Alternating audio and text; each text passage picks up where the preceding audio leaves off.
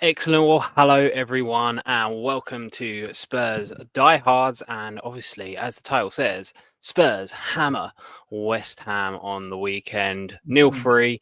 And we're going to be talking all about it in today's show. We're also going to be looking at a little bit of an update and a preview to Villarreal as well, as I'm not sure we're doing a show before that game kicks off on the Tuesday. So you are joined by myself, Zookeeper Tom, who's going to be hosting tonight. And then obviously we've got our main man in chief, Adrian, who's joining us as well. Adrian, how are you? I'm fine. I'm looking forward to getting into it. Isn't it? Oh, it's great, isn't it? To actually be part of a show where we've actually won a game and we're winning games, and it seems so unspurs, doesn't it? I mean, for us to be winning games, I'm sure we get into it, but we've had an excellent start to the season. Excellent start. Yeah, a fantastic start to the season. 3 clean sheets, which is half as many as what we had the whole of last season in the Premier League, and we've only played 4 games, so going really well. We do have Callum, who's going to be joining us at some point. So when he arrives, we'll chuck him into the show as well, so we can crack on with talking all things Tottenham. But I guess, Adrian, we'll just kind of start straight away with the team. I've got a nice little image I can bring up here of the team. What did you think when you first saw this team? I was surprised. We all wondered whether Muani would start as well.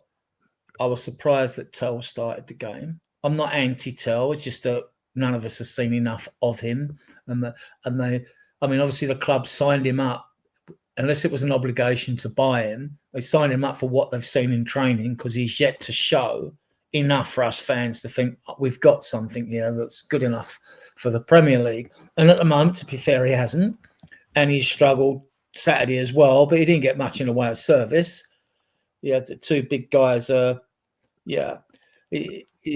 was well marked out of the game as well. So, but he did have a slight hand in the 4th goal. But I'm sure we'll come on to that. Simmons on the left. Yeah, I thought Simmons would be on the left if he wasn't playing in the 10. If he's playing in the 10, but I actually thought he'd be in the 10, because I thought Richarlison would start, but then maybe Muani might play or come on and play on the left as well, or Johnson would play on the left, or Odebert, so we've got lots of permutations with the size of this squad now, and with the majority of the players fit, and it's going to get even more difficult for Frank to pick a team when the others come back as well. So Tell. I think Tell was a surprise for everyone.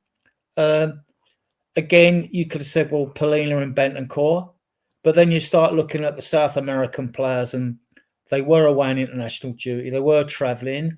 I mean, I think Richarlison played at high altitude or something, and preps to Frank for this though. He thinks all this through, doesn't he? You know what I mean? So he's thought all this through, gone with the team.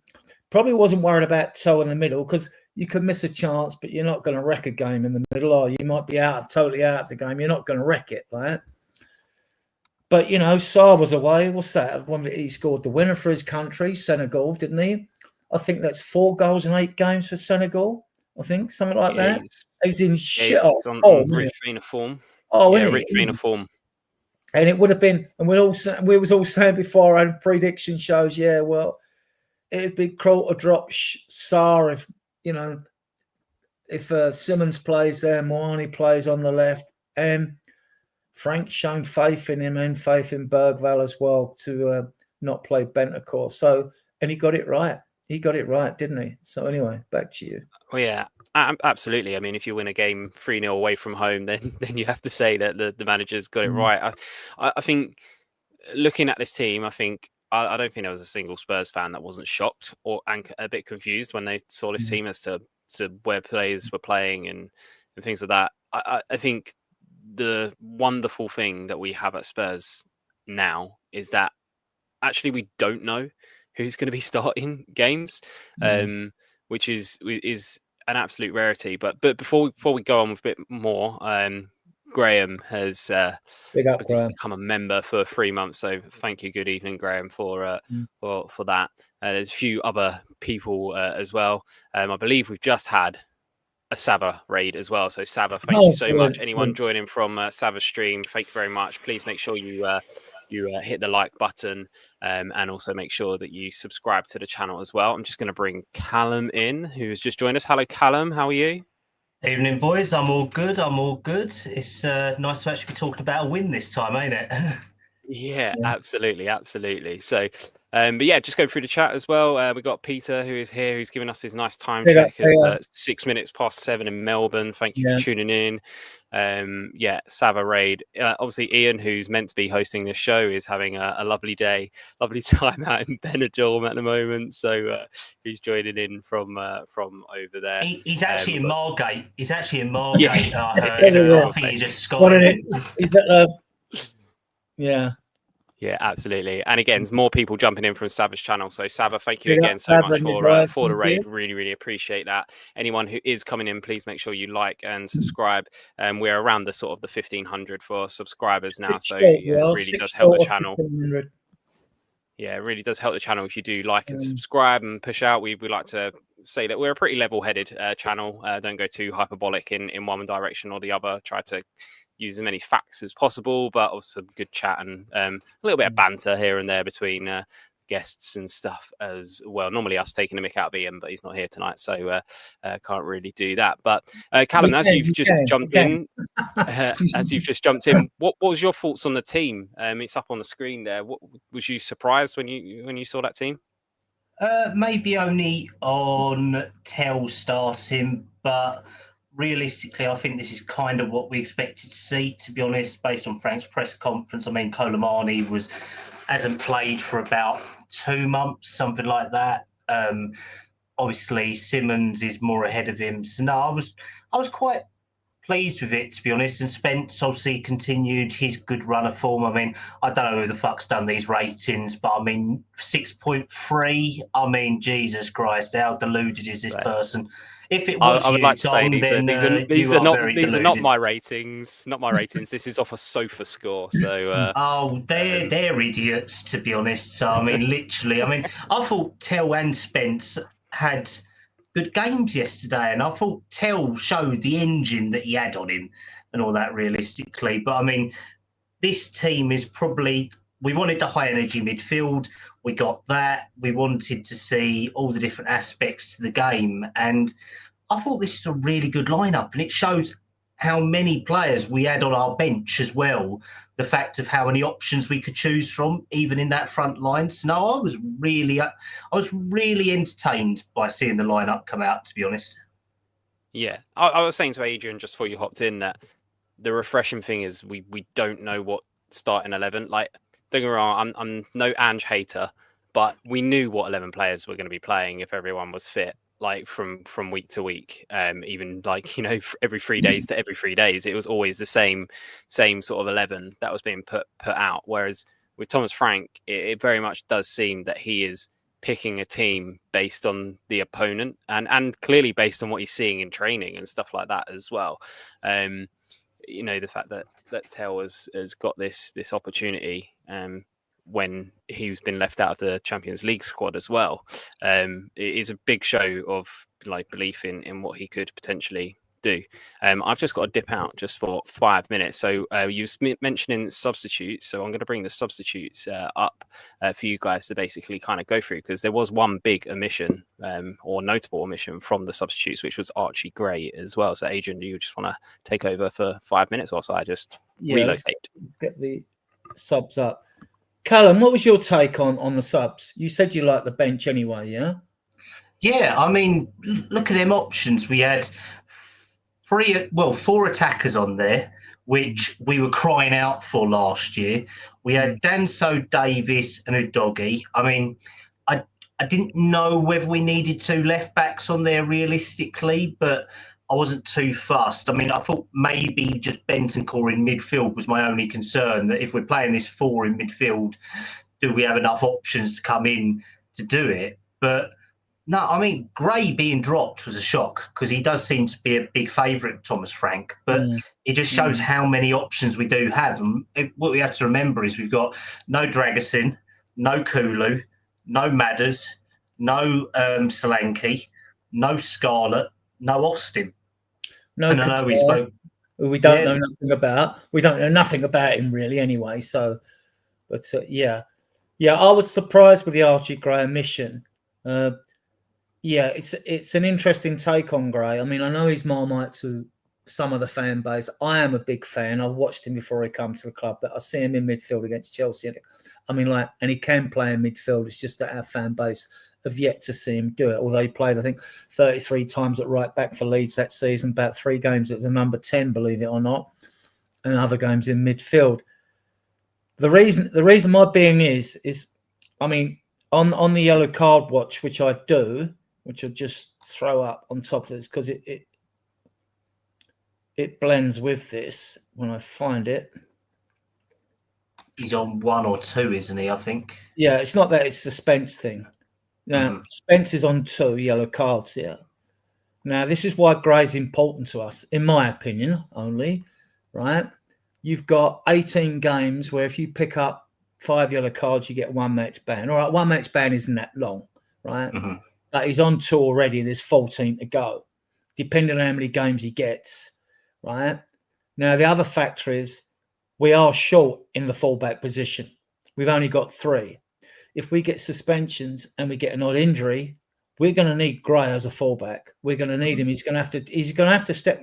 He might be a reserve fullback, or he might have to play at fullback. But he hasn't let us down at fullback, has he? Him and Davis are both going to have to be there to give us 5 options realistically. And I think there's going to be enough games this season. If we do what we want, we're going to have at least 50 to 55 games, 35 Prem. We're going to have 8 to, I think it's 8, isn't it, in the Champions League group stage that we're going to have at least to go through.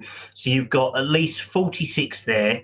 You've then got all the early rounds. I mean, if we go out to Doncaster, then, I mean, that's our own fault. But the fact is, we've got them. We've got early FA Cup as well.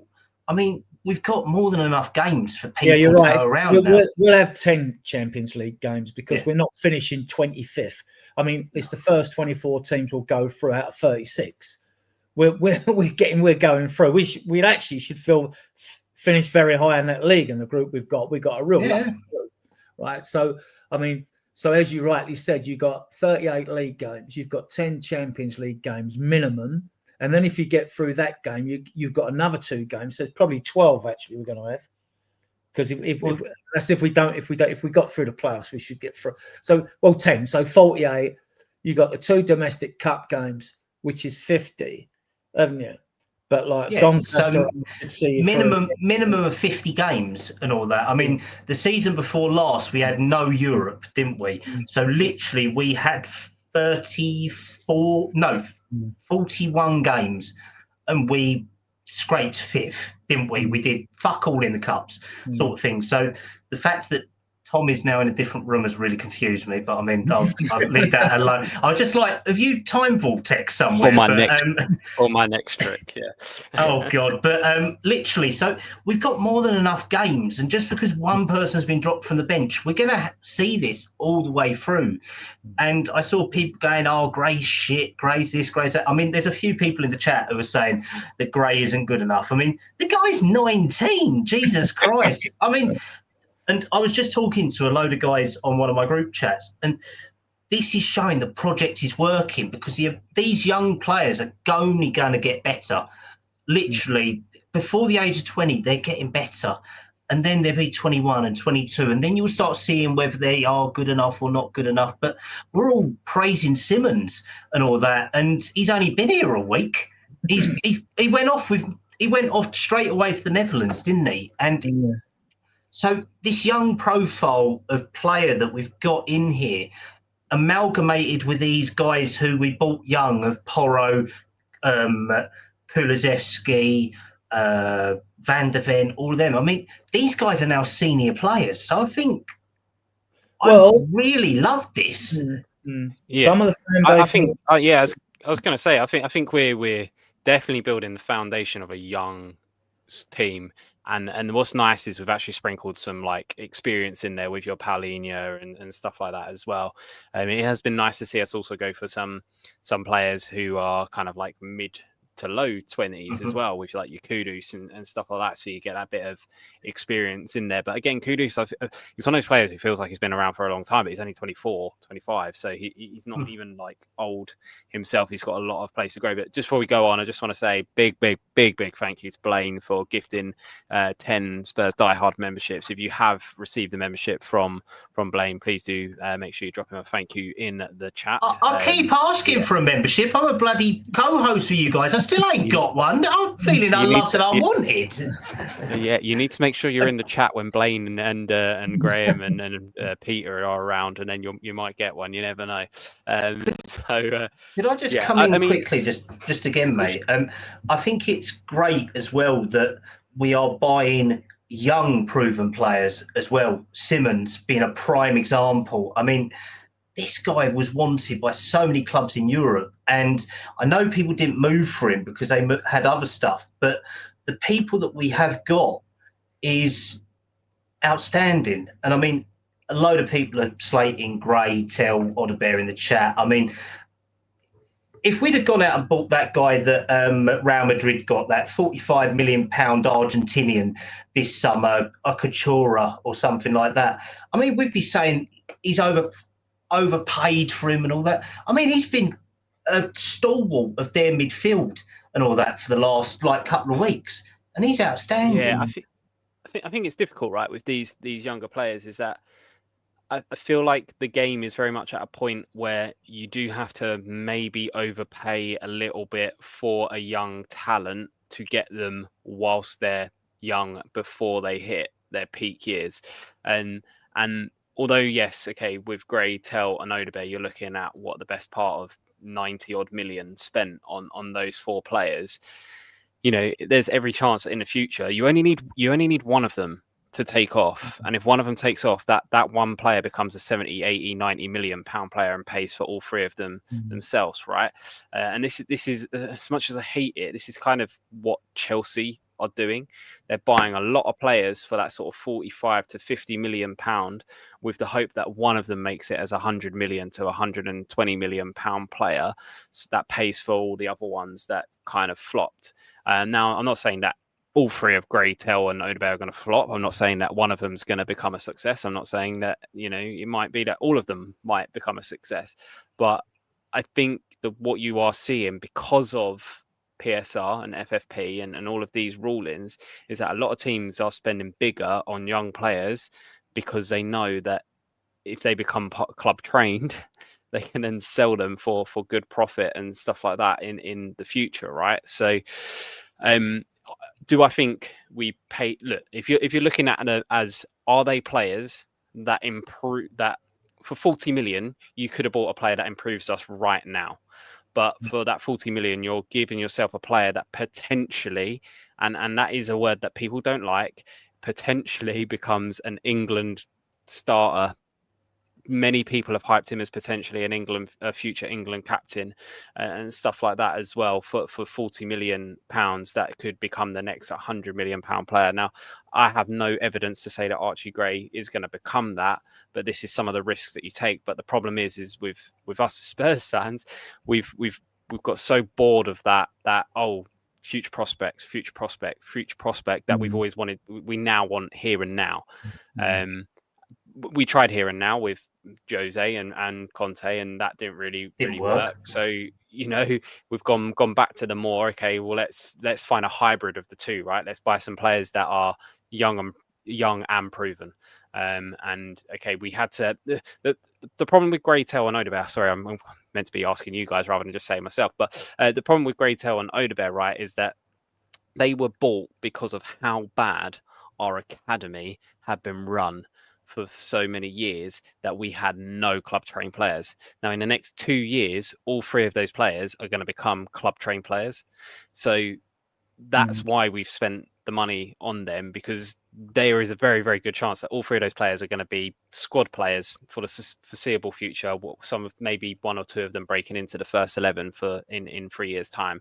And you're going to have players that are going to be those club trained, which means that when we're registering squads for the UCL in the future, we're not having to leave players out. We can actually register a full 25-man squad, which, to be fair, I don't think any of the Premier League teams were able to register more than 22 players. No. So there's clearly an issue with the rules in terms of who you're allowed to register, but there's also an issue with the fact that the Premier League rules don't match up with the UEFA rules, which means that all teams are doing with their academies is they're building these players up and then selling them for 100% profit. Building these players up, selling them for 100% profit. So no one has club trained players. Anyway, that's Tom's rant, and that's all right, Tom. You're hosting. Shall we? Shall we carry on? I think like we also got lucky in the transfer window through,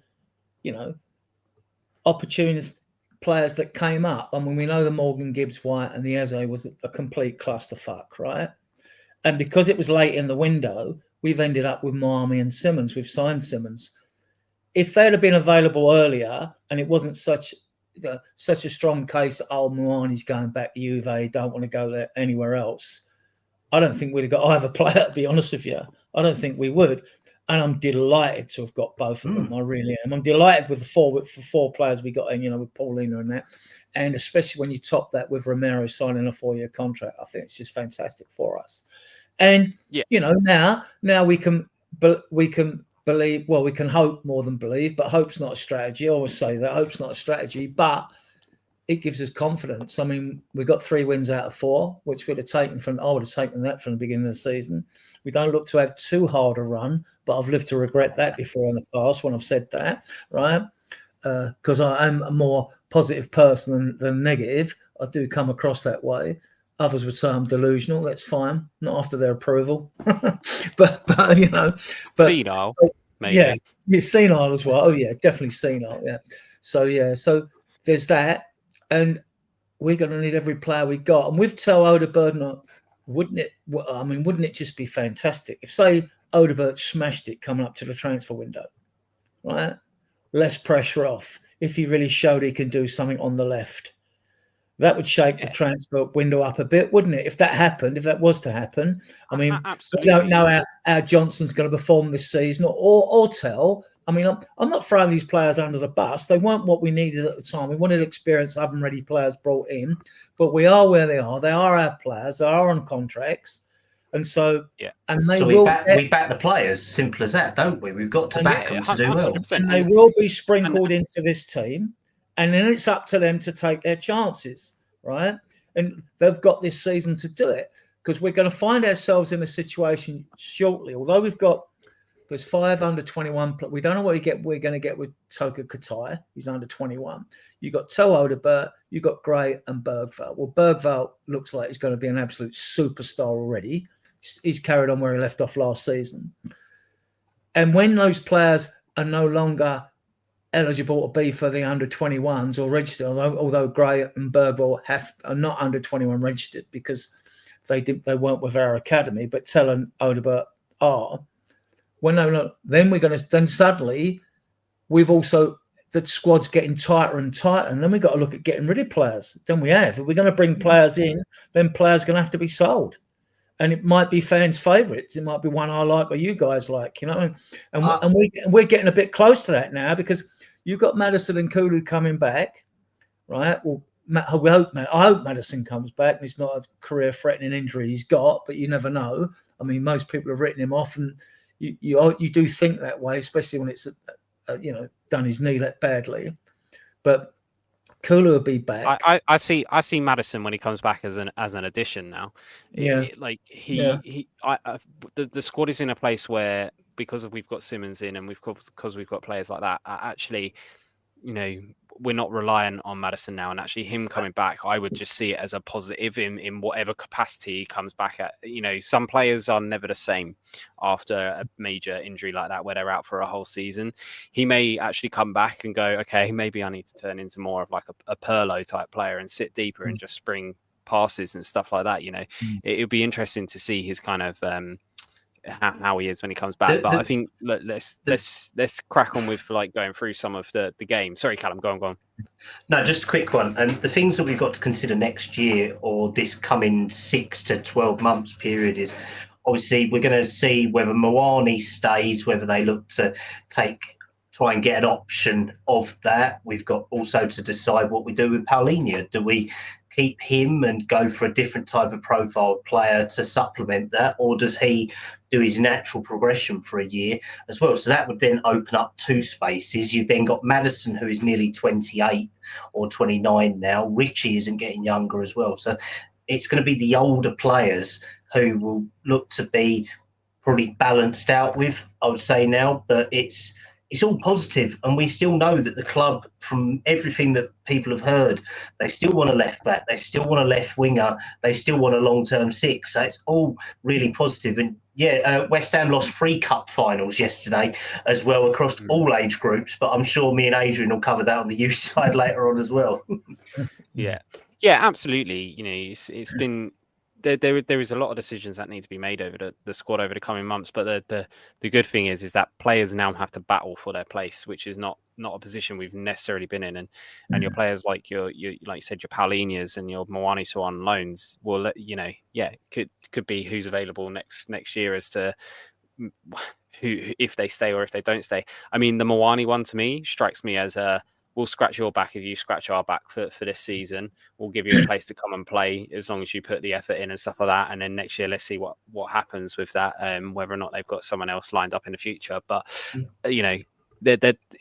it's all looking quite positive at the moment. And I think a lot of that is down to, obviously, the board restructure. And mostly down to Thomas Frank and his team, which is, it's great to have a manager that seems to be versatile as well. But let's crack on with some of the stuff from the game. And I don't think we can get away from this much longer. But 9-minute corner, disallowed, Romero, headed goal, VAR question mark. Callum, anything to say on this? Oh my God. I know I was Callum, taking up. Or is it me? I think it's you, mate. No, you're right. No, he's all right. No, you're good. It's me. Yeah, it's me. Yeah, I think it was. No, you're good. Go. It was horrendous, wasn't it? Poor officiating. I mean, the fact that the West Ham keeper pushed a player into Romero, or not Romero, Van der Ven, to then flatten a West Ham player, and somehow that gets given against us. So, I mean, I don't know how that works in its entirety. I mean, it was quite ironic that it was Walker Peters that went down. I mean, he thought he could get back in our academy or our squad that day. He didn't have a good one, but it's a joke. It is a real categorical joke how they looked at it and went, no, Van der Ven's done it. Well, the fact that Van der Ven has been pushed into, he's then had to use Walker Peters to brace himself without collapsing. So, I mean, the fact that it happens, Romero then scores a quality header, and then Romero's ready to skin the ref alive. I mean, that's what you want from your captain, ain't it, as well? So it doesn't help that we didn't get the goal, but at least he would have skinned the ref, and that would have entertained us, let's put it that way, and probably killed the VAR. But VAR is just taking the fun out of this game completely. Adrian?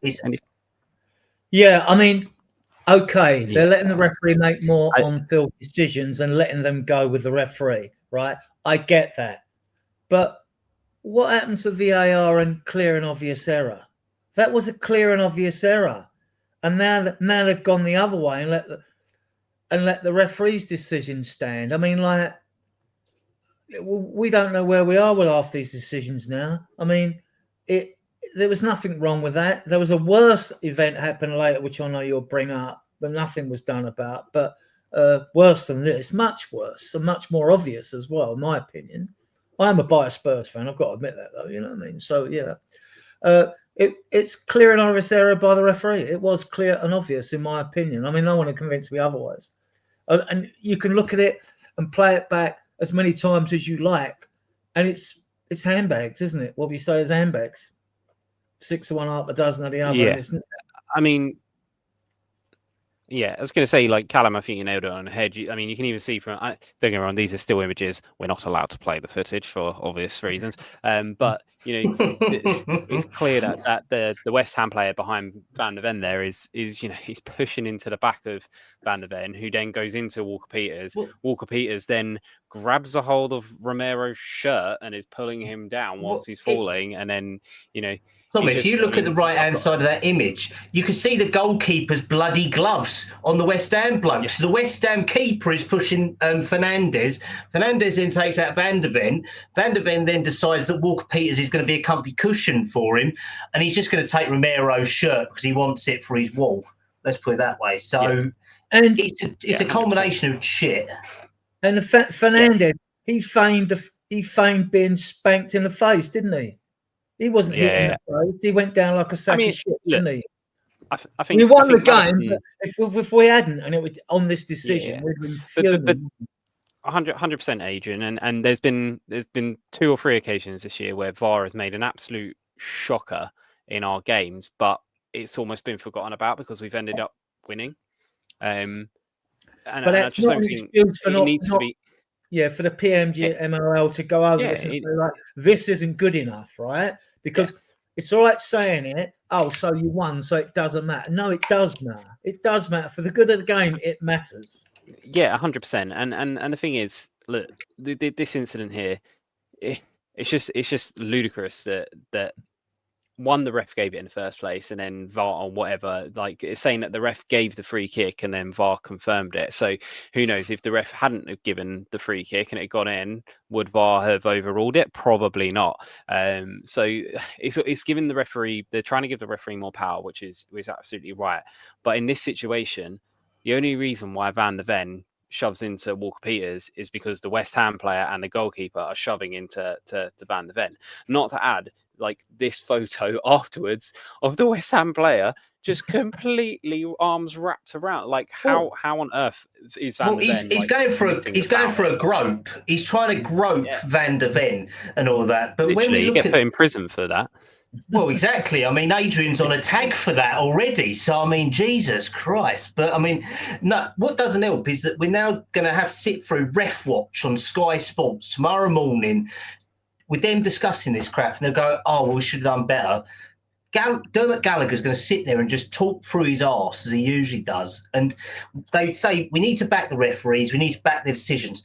Well, if you want us to back them, don't make crap decisions, isn't it? Simple as that. I mean, the thing for me, Callum, right, is that VAR coming in. I was for VAR. I still am, believe it or not. I think if you've got the technology to be able to you know, get decisions right, then you should be using it. We're talking, you know, like the massive, the elite of sport. Like, you should be getting decisions right. And people were worried that, you know, if we brought technology in and all the decisions were right all the time, that we'd have nothing to talk about. But it's absolute horseshit. We, of course, will have stuff to talk about. It's like, worse. The biggest problem is the biggest problem is that they're actually getting more wrong than what they were before. And the reason why is because they're having to try and rewrite rules because of how bad the people that are functioning or trying to use VAR are. Now, the problem is if you want referees to get better, only make their one and only job that they have to concentrate on is being a referee on the pitch. Do not put the referees in charge of VAR. Have that as separate trained people who can use that technology, because actually what you should be doing with that technology is, if there's something that you think the referee's got wrong, by the letter of the law, is you send the referee to the monitor to have a look at it, so that he's the one making that decision, not someone fucking 500 miles away at Stockley Park. That's a bit of an exaggeration of distance, but you know, like it's just ridiculous. Let the referees be referees, and that be their only thing that they have to worry about, not worrying about learning how to use technology. Let that be a complete separate entity, and just let the referees train on being referees, because they're clearly not good enough at being referees, let alone having to try and blooming work technology and stuff as well. When you have a Go on, when you have a look earlier this year, the fact that when a referee made a mistake on VAR, they then removed them from reffing a game the next day and all that. That shows how stupid this is.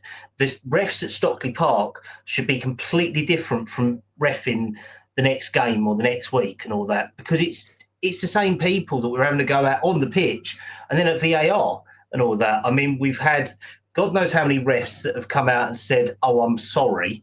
Well, yeah, but you make the look. End of the day, Callum, they're human, right? And I've refereed games, and it is hard. It is a difficult job, which is why I think they need to just concentrate on being referees and not trying to learn how to bloody draw lines on a computer screen to try and work out an offside, which I know they're not doing anymore. But how many years were wasted with that? Just before we move on, Sava, evening, thank you for the raid. Really is massively appreciated. If you've come in here from Sava's channel, if you would please drop us a like and a subscribe, and anyone who hasn't heard of Sava, please hop over towards his channel as well, and give him a like and a subscribe as well. Is very much appreciated. Just that little click of a button, click, does a massive favor for all of us. So keeps us being able to put this wonderful content, or at least in my view, wonderful content out for all of you guys. Okay, right. I've got a big issue with these situations, because now they say all this pushing and shoving, which, as any fan of any football club, we hate all this bullshit in football, like pushing and shoving before a corner and all that. I mean, it's supposed to be in between a phase or something, so they don't do nothing about it. You hardly get anyone booked. I mean, I look at this photo, whether it's Spurs or not, is that a foul? It appears to me that you can foul a player above the waist. It's not a foul. You know, I mean, I just don't like all this pushing and shoving. They should change. If that's the case, they've missed about with enough rules in this game. They've changed hundreds of rules, right? Handball and everything else, right? And little tweaks to rules and everything else. They should stamp down on this on the penalty areas. In the old days, you'd have players just mark up, zone mark tight. Fair enough. And you even see, I've even seen penalties given in a pass when another player climbed on another player's shoulders, right, to head the ball away, and seen a penalty given against us Spurs years ago, right? I mean, I'm all for, not taking, I mean, it's like ballet on grass now, football anyway, with no tackling, right? I'm all for that. But this is ridiculous. I mean, arms around someone's throat virtually, I mean, look, and it needs a rule change. It needs to be stopped, because it's not good for the game. No fan likes it, whether it's your team or not, and whether you're going by them. You don't like this at every corner. You know what's going to happen. It's going to be this big, shove around, pushing argy-bargy in. The referee's always going to walk forward and talk to two players. Then he's going to walk back. Then a corner's going to happen. It's the same shit. You know what I mean? Yeah, and look, full disclosure, this image that I've put up here is after the foul has been committed from the Spurs player. Okay, so like this, if there was a foul beforehand, then this would count for nothing. But like, it's clear that even before Van der Ven pushed Walker Peters, which he didn't, that Fernandes and the goalkeeper were fouling Van der Ven beforehand, and then carried on fouling afterwards and stuff as well. So it's just it's annoying. But the thing is, look, grappling has always happened at corners. It's such a difficult one to kind of call, but I just it's mind-boggling. But anyway, let's move on. I'm gonna, Adrian, I know this is one that you probably wanted to speak about with regards to Fernandes and VDB being pulled to the ground and no penalty. Just as quick as you can, get your little rant out about this. Go on. I mean, he virtually threw the player to the ground, and VAR looked at it, no penalty. What were they looking at? A pigeon up in the air. I mean, it could, if that wasn't, I mean, we get these little slight taps in the penalty area when someone's down and they get a slight nudge, and a penalty's given for the slightest of touches. And that was blatant. That was almost sexual assault You know what I mean? Throwing him on the ground like that. I mean, that was. If that's a penalty every day of the week and twice on Sundays, that is a clear penalty. I think that was worse than the penalty that Liverpool got today, wasn't it? To be honest, that was very soft. Yeah, but I mean, like Van der Ven's a lump. He takes some throwing to the ground. You virtually got a foul at the front of the ground anyway. I mean, that's ridiculous. I mean, we've won a game, but if it, like I said earlier, if it'd gone the other way, we'd have been ballistic. We've been going ballistic over this. At least we'd have got an apology. VR looked at it, right? Really? Had enough of those. It's just something about Tottenham Hotspur and rule changes. Like when something happens, they change rule. I remember when against Newcastle, Dyer jumping. Yeah. Sissoko handball in the Champions League final. They suddenly changed that. Eric Dyer jumping, he's not even facing the ball and heading into his arm. They changed that rule and stuff like that. It's ludicrous. But shall we move on to some happy things? Well, to it, you know, you can prevent Romero's goal for suspected pushing, right? VAR, but then you don't do nothing for dragging VDV to the deck. Just before we move on to this goal, the interesting thing as well is like when the ball is in play and stuff like that. So like Romero, if they're saying that Van der Ven pushed Walker Peters, I would be interested to know if the ball was in play before that even happened or anything like that. But anyway, corner, Simmons, Sarr, back post in.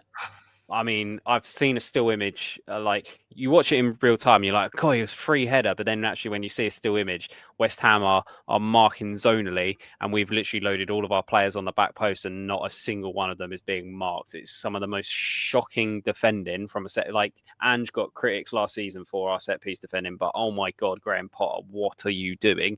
But I'm not going to complain because, beautiful corner from Simmons. I think he took the Ange playbook, didn't he, in how to defend corners. I think he's just looked at all of them and thought, Spurs can't score from corners and all that. But it was great, wasn't it? And the fact Sarr's come out and thanked the set piece coach since then as well in an interview. It's night and day improvement, isn't it? Nice assist by Simmons in his first game, right? Preps in. And 100%. On that, I read somewhere that Frank and that had seen we'd had quite a few corners. We had corners, and Frank had seen the way West Ham were marking, and apparently the message was on the pitch to get back far post or something. This was like at half time. He'd had a word with the players about that. Get on. So preps to Frank. If that's true, salutes, full salutes here. Like, you know, we salute you, mate. He is a professor. Yeah, I mean, there's an image of Frank pretty much just like writing notes the whole first half, writing notes, and then that goal scores, and the instant celebration from all the players is to turn and point at the bench. So it's clearly obvious that there was a message sent at half time, like of what to do at these corners, and that's the thing, right?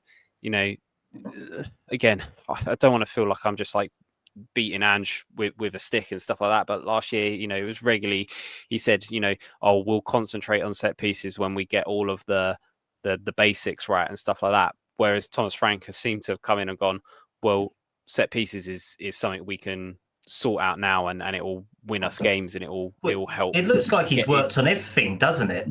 That's the thing. And that's by having specialist coaches. He's got Matt Wells for the attack, the defending side of it. He's got Justin Cochran for attacking and tactical side. He's got Gorgonson for the set pieces. That's who they was all pointing to as well. He's got the goalkeeping coach from Liverpool, and then the other one from the under-18s working on the kicking and distribution. He's got Chris Haslam doing all the performance analysis of it. This is what having a coaching team has. I don't understand what Ange's coaching team were doing last year, to be honest. So I don't know what Ange was guiding them by, because how can it be that we've seen an improvement in 3 months compared to 2 years?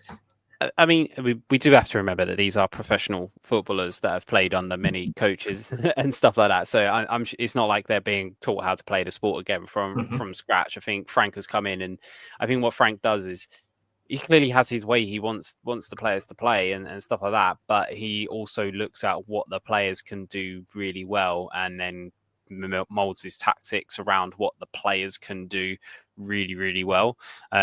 So, which is refreshing as well, because he's working to their strengths rather than trying to make a player do something they're not very good at. So, yeah, like massively. And just on the goalkeeping coach, I said through the summer that I wouldn't be surprised if halfway through this season Thomas Frank changed his mind and started playing Kinski as number one. But credit to Vicario, I think he's been phenomenal so far this season, and I'm bringing him up now because I don't think we'll mention him when it comes to sort of like man of the match. And you think Fabianotti's been working with him then? Fabianotti? Oh, absolutely. Like, well, of course he has. He's a goalkeeping coach, right? But it's his he looks a bit like, he looks absolutely lackadaisical and clumsy when he's distributing, but his distribution has improved tremendously in this short period of time. He's also seemingly a lot more confident with coming out for corners and crosses and stuff like that as well, and just seems really reassured. And if he carries on this development with this goalkeeping coach, then there's great. Like mad props to Vicario for the improvements he's made, and looking. I hope I haven't just like jinxed that, and he's going to drop an absolute clanger on Tuesday. I mean, he still looked a little bit suspect yesterday. To be honest, he still doesn't. I don't think Van der Ven and Romero always help him. They do like to play quite wide on the box. So I mean, and they do like to play it backwards a bit. So I think that's kind of. He's not going to turn into Edison and Allison overnight in terms of distribution. He's been a goalkeeper that's been all about shot stopping his whole career. He's 28, 29 years old. Like, that's not something that's just going to suddenly change. I do think, in the coming years, we'll probably see a new goalkeeper come in, or we'll see Kinski step up to that. But like, actually what he's been doing so far this season has been really impressive, considering I was really worried about Vicario trying to be a ball playing goalkeeper and stuff like that. But on to the next thing that happened in the game. Absolute shocker from Souček. Red card. What a prat. Studs high. What a prat. Yeah. I think that was a tackle made out of frustration because the game wasn't going their way. I mean, in the first half, for 15, 20 minutes, pretty even. Paqueta had that shot wide. It might have been covered or not. And then we grew in the game. And it wasn't like we had to go hell for leather and grow in the game. I spoke to Callum on the phone earlier about this. It was like we just seemed to just up the pace a little bit and just control it. And it just and we kept. And as I said before this game in the predictions, I said their back four so suspect they can't play out. If we press their back four, we'll stuff them. Right? I actually predicted 4-0, but 3 it was. I was probably being a bit, bit overconfident. I was confident we were going to win the game, though. And when we did press them, I mean, all right, Walker Peters got down the right a couple of times and all that. But there was at times with very little effort, we stopped them from virtually getting out of their half. And it wasn't like, and some people have said on different podcasts, well, if we'd really went for it, we could have won by 5 or 6. I actually agree with that. I think we could have. I think they were that poor. Look, if they're on song with the players they've got, Somerville and Paqueta in the middle and Bowen up front, they should be all right.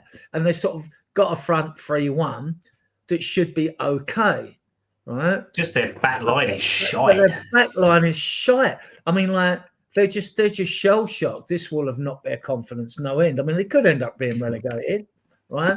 But I mean, they're not gonna, pull up any trees this season, West Ham. They might get the odd freaky good result, but nah. I mean, and I was really what pleased me in particular is we can see we've worked on set pieces.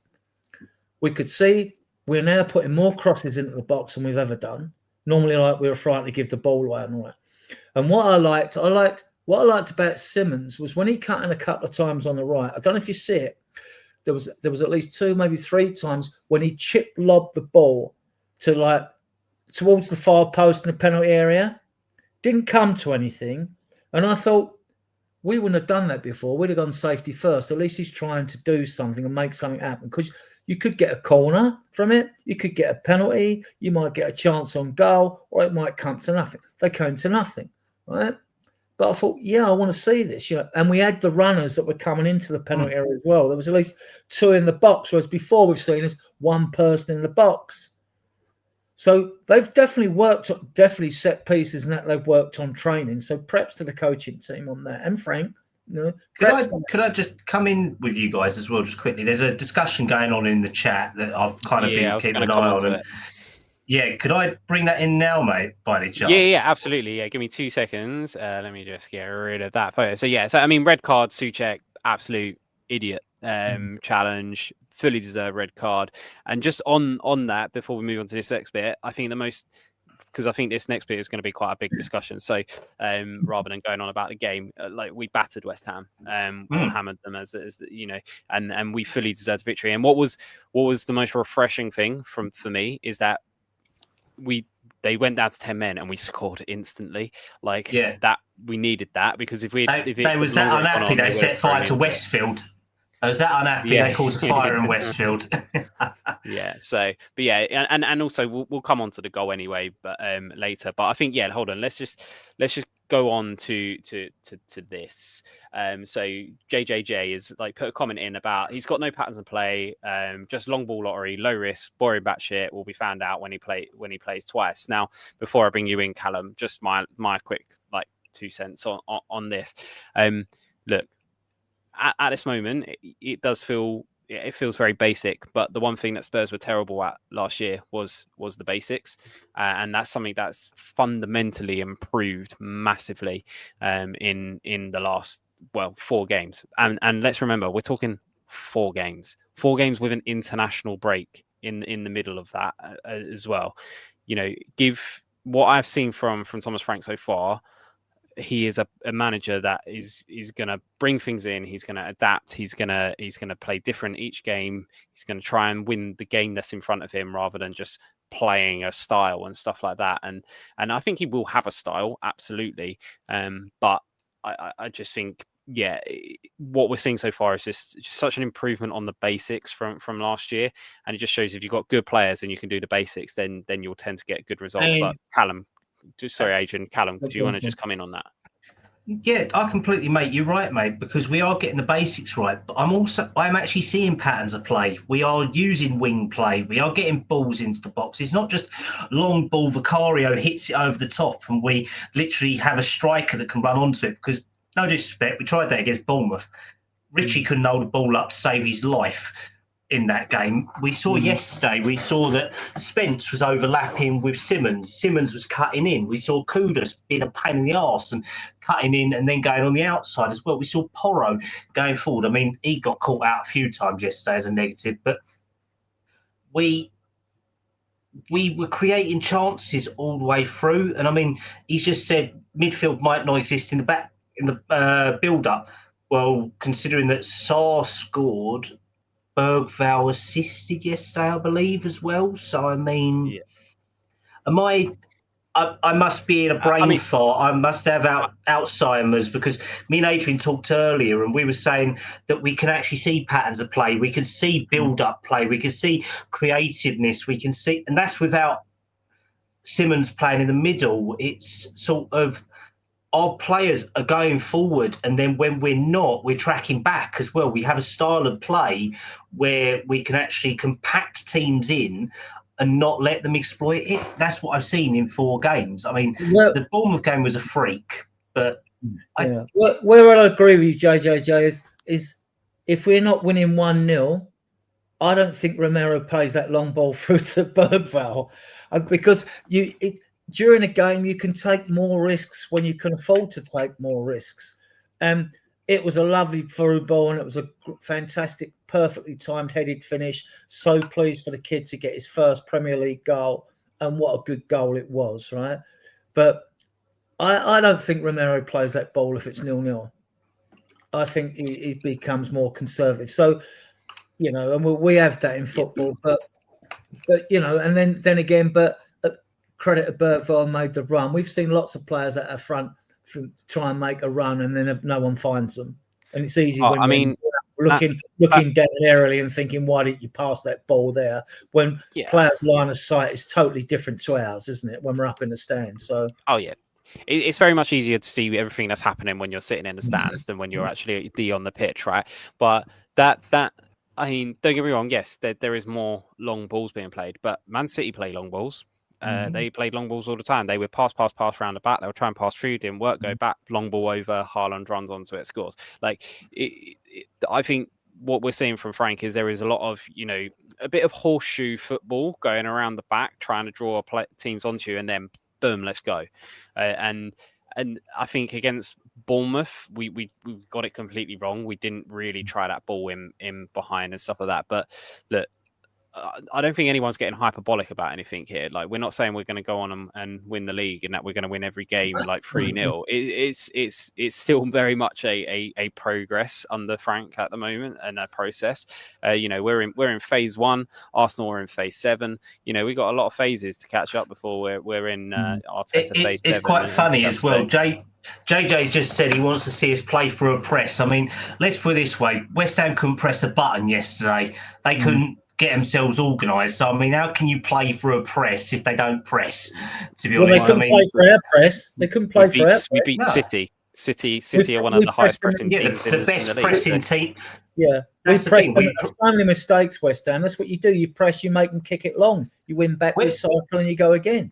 When we look at the four games we've had this year, we've had, well, we're saying Premier League games. Low block Burnley. We wouldn't have been able to beat them with Ange last year. We couldn't beat a low block for the last 2 years. We've done it. We've beaten City for a high press and gone against their press and pushed them back.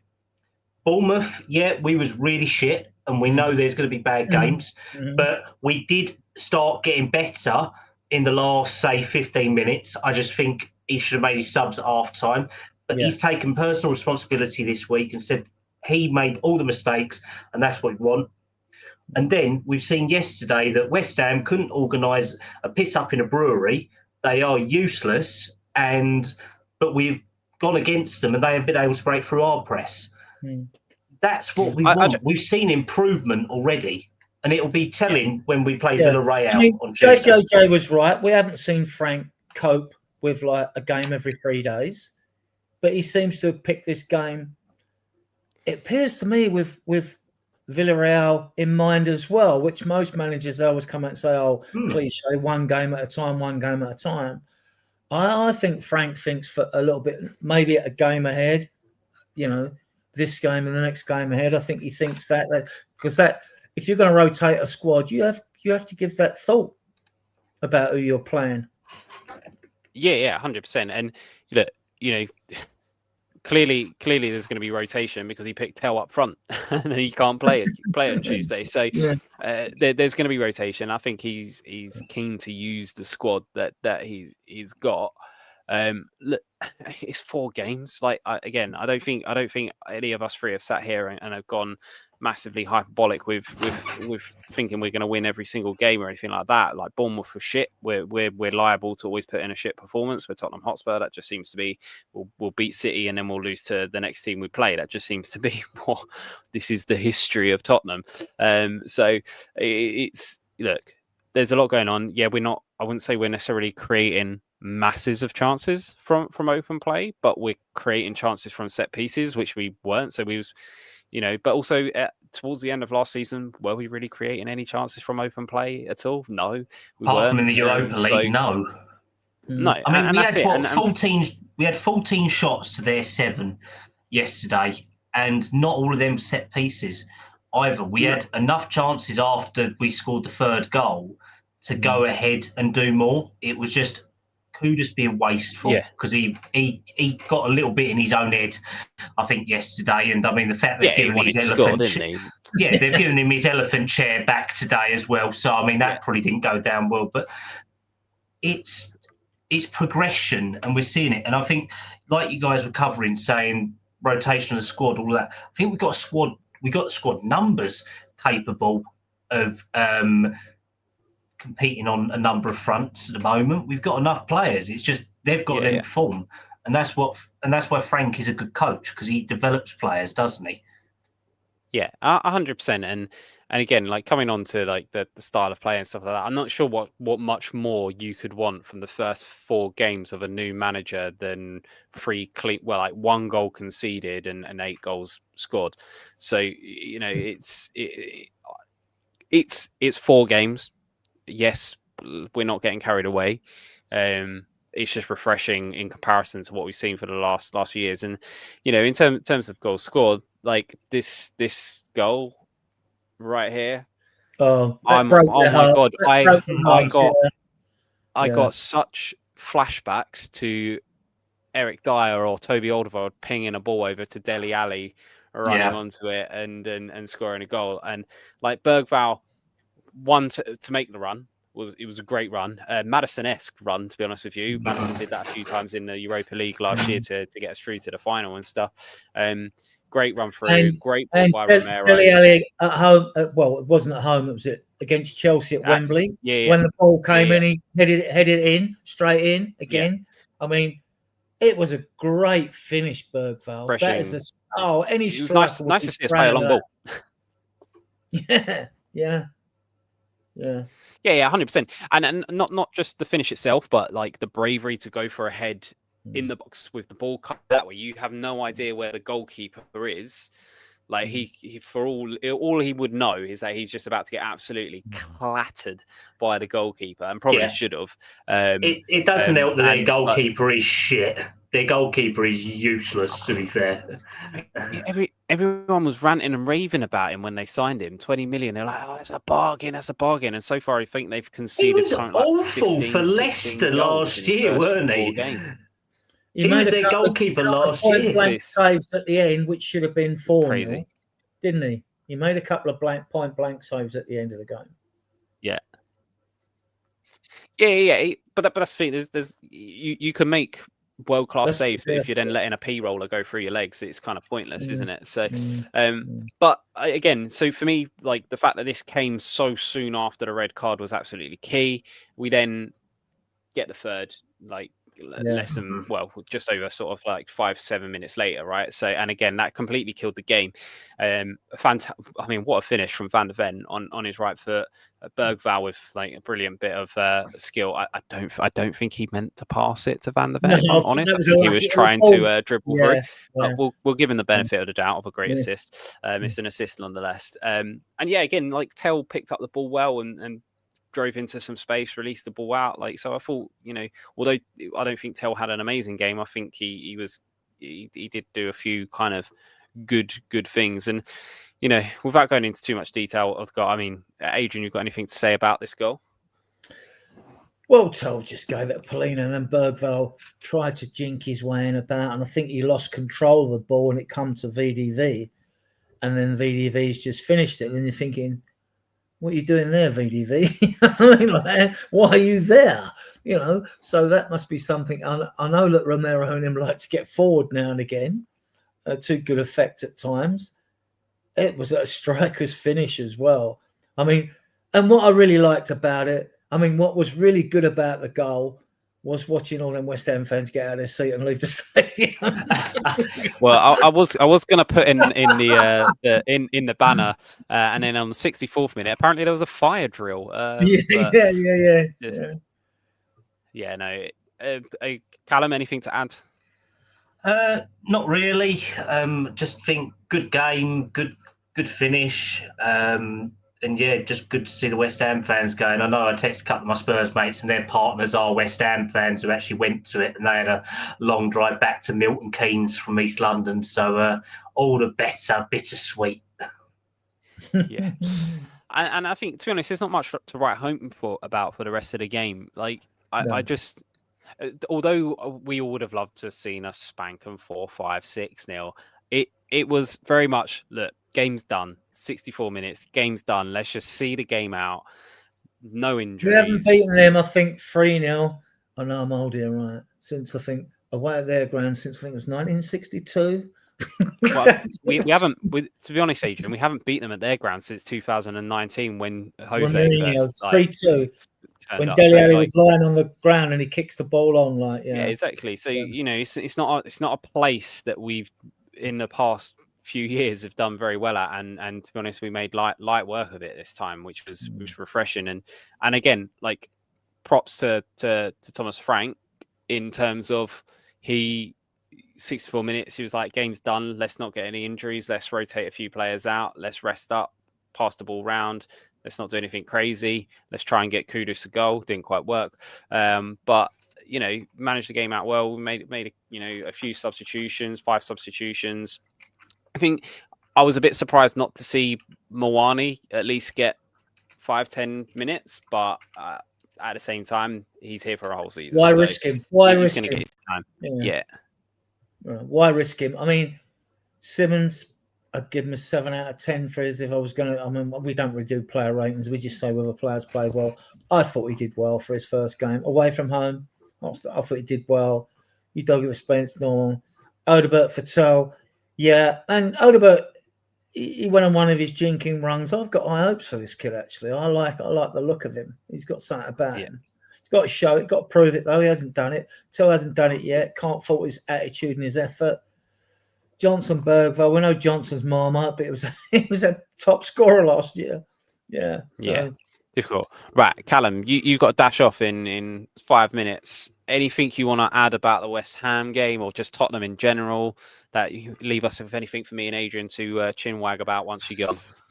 I mean, to be fair, the aggregate score across all age groups yesterday against West Ham was, I think it was 6+.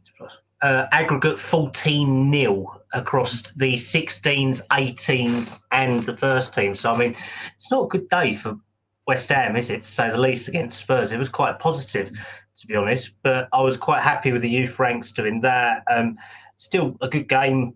We were crap against West Ham last year. I think we won 1 and drew 1, didn't we? We haven't won there for such a long time, so it was good to actually get the win, even if it is against piss poor West Ham team. And obviously, we need to take the momentum from these games now. We need to use it to go on to Villarreal Tuesday. And I know you guys will probably preview it after I go, but I'm kind of confident.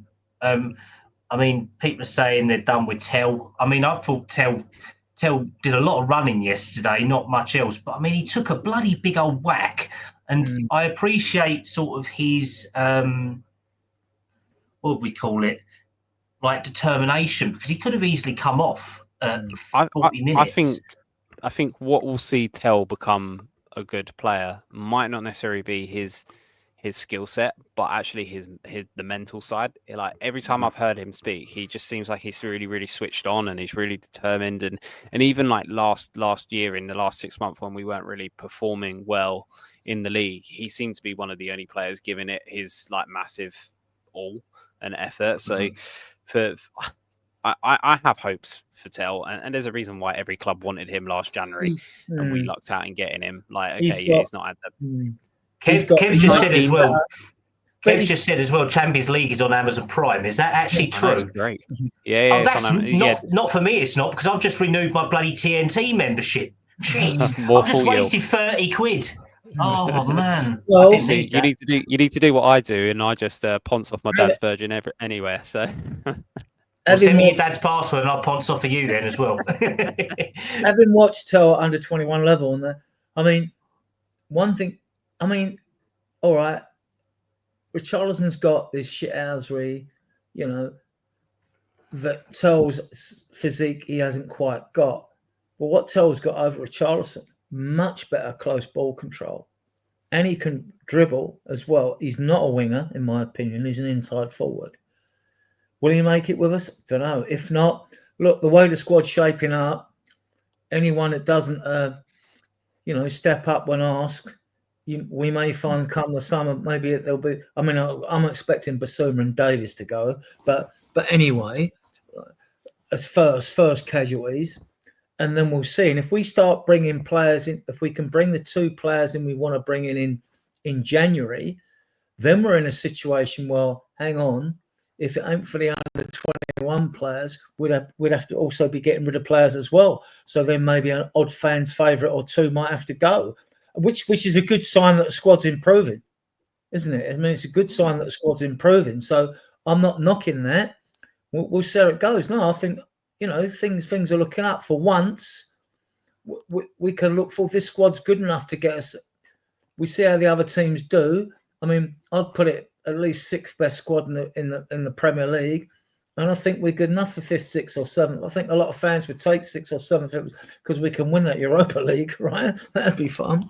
But yeah, We ain't winning a Premier League, though. We're not winning a Champions League. Let's be real. But we're going to have a big say on who does win it, though. Are we not? I thought we was winning it all. Callum, What you got a for- dash. Hmm. What's your gone? What's gone? Prediction for Tuesday. Oh, What's we got? Yeah. I'm going. Who's going? Are you going, Callum? No, I can't afford it at the moment. It's I've just spent Especially my as he's just spent 30 quid.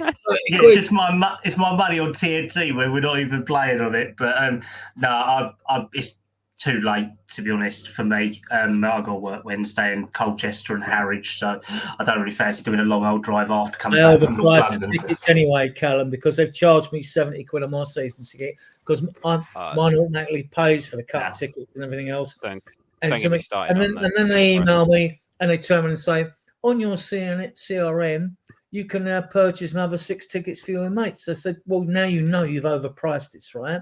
If it was 40, 50, because it's Champions League, you get it. 70, which is my average season ticket price anyway, about £72, I think, for my seat. It is a piss take. Yeah, it's ridiculous. And I think last time when I went to the Burnley game, all in, because I had to buy a £45 Hotspur membership for the CRN, just to get that, 45 for that, 81 for the ticket, plus my food and fuel cost me about 150 quid for a Saturday game against Burnley, which was a Category C game, I think, or a Cat B. So, but no, without me ruining the show, moaning, I'll go for a prediction of. I'm going to go 3-0 again. I mean, they was awful yesterday. They really got killed and all that. I think they lost like 5-1 or something like that. So, I mean, no, long may it continue. But I shall see you boys probably next weekend. Oh, yes, who was your man of the match for West Ham? Had to either be Bergvall or Romero for me. Good call. Solid shouts. Callum, thank you very much. Callum's a regular kind of on a Sunday show, everyone. So if you want more of Callum's views and opinions, he will be back here. And he does also appear on Harry Scarf's channel and stuff as well. So definitely do go and check him out there. But yeah, I mean, there's still some more chat going on about Ange and stuff like that, like and Frank and stuff like that in the chat. So like any comments are welcome, and I do my best to go through and read them and post any up, and we'll try and answer any questions you guys have. So if you have any questions, we'd like to engage with the chat. Get the questions. Yeah, 100%. So any questions, get them in, and we'll probably go for another kind of like half an hour or so. 20 minutes or so. I mean, it's a good time to plug the channel because we do like absolutely. Go for it. Channel. We've been going about 14 months. We've got 131 of you watching us on various platforms at the moment. There is a red subscribe button in the bottom right-hand corner. We can't see it because we're live. Only takes a second to hit that button and subscribe to our channel if you like our content. I mean, our shows go out every Friday. Drew hosts on a Friday with me. Ian will normally host on a Sunday with me and Tom and Callum and a guest, right? And Tuesday or Wednesday, you'll find me more likely on Wednesdays. Now we're in Champions League. Once the Champions League group stage is over, probably go back to Tuesdays again. You find us there. You can find us on XCOM under Spurs Dodge. We've got a Facebook group with 14,500 members as well, which I started in 2019 when the stadium opened. That's if you like those sort of platforms. I mean, I know a lot of people don't or can't be bothered, but there's some on Facebook can't be bothered to come here. So it's the same thing. But if you do like the content, please give the videos a thumbs up and subscribe to the channel. It does help the algorithm. Big up to Sava's Raid as well and Sava as well. Get over there to Sava's channel as well, guys. They do good content over there as well. And with that, back to you, Tom. Yeah, thank you very much for the plug. Yeah, absolutely. I mean, so Mr. Beehive, who I'm assuming is a Brentford fan, has said, big test for Frank now with the Champions League. Never had that with them. I'm hopeful purely based on the performance we put in the UEFA Super Cup. Okay, yeah, obviously PSG were just coming back off a bit of a holiday after the Club World Cup, but. I don't look. The proof's going to be in the pudding from what we see from Frank over the next few weeks, right? Whether or not he can manage that 2 games in out. But the one thing with Frank is that he showed he's adaptable so far. So I think if it all goes catastrophically wrong, I'm pretty hopeful that he'll put in the effort to try and make it go right. But even if Frank's a bit new to the whole two games a week, the players aren't. The players have been there. They've done that. They've done it in the Europa League. They've done it in the Champions League. This is not something that the players are new to, even if Frank is. But at the same time, I think Frank will be fine. I mean, playing in the championship, they'll play in every three days in the championship. So squad rotation is going to be key. He has rotated the squad. We haven't put the same 11 out yet for any of the games, so it's all gonna be stuff that he's already thinking about, which is great. And yeah, I think it'll be interesting to see how it goes. How do you think he's shown trust, doesn't he, in players? I mean, to play the midfield even yesterday when no people expected, which I did, Bentancur and Polina to play, but he knew that Romero was playing at altitude. He knew that Polina was away. They've had long distances to travel back here. And he got it right on the day, didn't he? He got it right, and he's shown trust in players. I mean, even to play Tell through the middle, that is showing considerable trust in the player. And that'll be good for the player's ego as well, because he realised the manager trusts me. He might walk off the pitch and think, oh, didn't have the greatest games. But look, the manager showed faith in you, which means he's going to do it again, especially as you're not in the Europa League squad. So you're going to be probably a regular on the subs bench. I mean, all right, you've only got 9 subs in the Premier League, but you get 12 in Europa League. So we see how it is. And I'm keeping a keen eye on the subs bench, because even the Premier League and the Europa League, because you get a good insight into a manager's thinking when you see the subs. If everyone's fit and there's no suspensions, I'm looking at the 5 who've been left out of the matchday squad, right? Because it's a 20-man matchday squad. No matter how many subs you've got, right, you can use. So if you've got 11 on the pitch and 9 on the bench, even if you can only use 5, or 11 on a pitch and 12 on the bench, because then you get to know who's doing it in training and who the manager really trusts out of that squad. And then if players do go or do leave at the end of a season, you get an inkling into who is not favoured. Yeah, 100%. And I think the players are. You would hope the players are professional enough to know that modern day football is a squad game, not a first 11 game. So if you're not picked one week, there's a good chance you'll be picked the next and stuff like that. And look, I don't think Thomas Frank does tokenistic gestures. I think him picking Tell up front, I think probably coincided with the fact that we had a few South American players coming back late in the week. I think Richarlison probably would have started had Richarlison not have only got back on, I think, Thursday morning or whatever it might have been. But he's picked Tell. He obviously trusted him in that moment for stuff. It's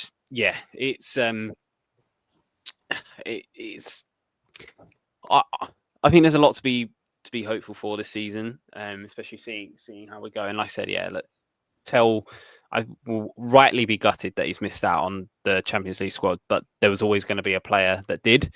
Obviously, UEFA have introduced this new rule that if an outfield player now gets injured, you can draft one injured for a long period of time, you can draft one in as long as it's before match week 6. I think the rule is. So that's a good thing, and with the fact that we have a player that we could potentially bring in if that was to be the case, because let's face it, we're going to get an injury at some point and stuff as well. But I just go through the chat a little bit. There's still quite a lot of chat going on about Ange in comparison thing, and that Ange had a lot of injuries and all of this stuff, and would Thomas Frank be able to do as well with the squad that Ange got left with last year? And I'm glad he hasn't got to deal with it.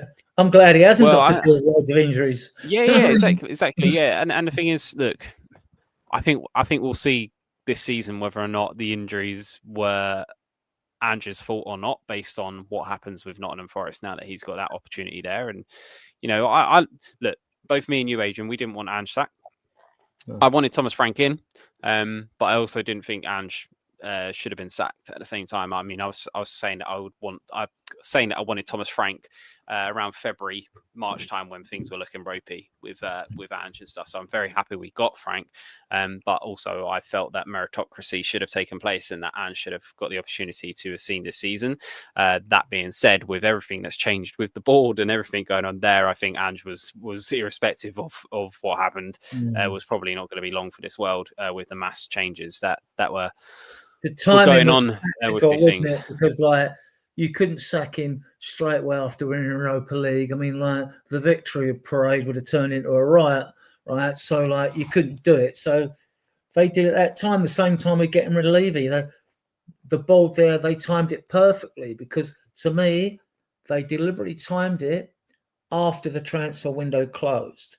Because if you got rid of Levy earlier, what are you doing in the transfer window? Which is what we're going to wait and see what Enoch do in January. But that's for another topic, isn't it? You know what I mean? So that's for another show. So yeah, 100%. And look, I personally don't think the injuries were down to Ange in any way, shape, or form. I think it's just unfortunate. I think this is modern day football with the fact that every team is playing a lot of games. Every team is having to stand around for 5 minutes whilst they make a really crap VAR decision. And it's been proven that if you're working at high intensity and then you stop and then you start again, you tear muscles. That's literally like a type of training you can do. It's been proven. So I think that's a big reason why you're seeing, but also you had a Club World Cup and stuff like that. Like players just aren't getting time off. And also to add to that, all the teams that have played a high press, when Poch was at Southampton, they flew up until Christmas. They weren't a wealthy club, Southampton. They didn't have the squads that other clubs have got. They picked up injuries, they fell away. When Poch come to Spurs, the same thing. First, we had the youngest team in the Premier League. First couple of seasons, the young players, high press, they're not picking up injuries. Then Kane and Son started picking up these injuries and that. Winks got injuries and stuff like that. You look at Liverpool, the same thing happened to them. They picked up a load of injuries. Man City, they picked up a load of injuries, right, after a few seasons of playing the way they did. It alludes to the fact that there's no science behind it, but high press might actually be detrimental to the longevity of a player's career. Yeah, 100%. And I think that's why we're probably seeing football move away from high press ever so slightly now. A lot of the teams, they will press in moments, but it's not like gun-ho. And I think that's because Man City were the epitome of high press. They don't particularly do it. They do high press, but they don't particularly do it anymore because I think Pep has learned that it's just not sustainable trying to play 60 games of football a year to do high press for all that time. I mean, to me, if you've got 12 subs in European football, why haven't we got 12 subs in Premier League football? Why haven't we, if we're getting injuries and players are being put through the grinder, why aren't we allowed to have bigger squads? Why aren't we allowed to have 30-man squads? I know clubs won't like Premier it. League like different to everywhere. And things like that and extra money, but this has got to come. You know, this has got to come. I mean, 12 subs has got to come, in my opinion, in Premier League football. For the Premier League being the biggest league in the world with the most amount of money, they are so behind the curve with the rest of world football. They were the last league to bring in all semi-automated offsides because they thought they could do it better. Lo and behold, they couldn't. They fucked it up, and now they've brought in semi-automated offsides. You know, they're behind the curve in absolutely everything. I think it is ridiculous that in one competition you're allowed to have 12 subs on the bench, and then the other one you can only have 9 or whatever it is. It's just Premier League just want to be different, and sometimes they get it right, but most of the time they get it wrong. To be honest with you, but Adrian, who's kind of, we didn't really kind of go over this. Who was your man of the match from the West Ham game? I'm going to give it to Romero for that ball. I'm going to give it to Romero. Yeah.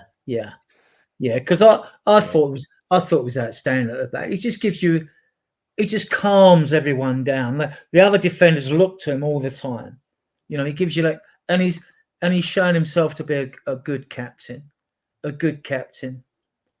I mean, I assume his English is okay now, whatever, if it wasn't. Well, he's done an interview or two in English and stuff, but I mean, we haven't heard much about the leadership team. They said they were going to announce who was in the leadership team, but I haven't seen anything think about that. But I mean,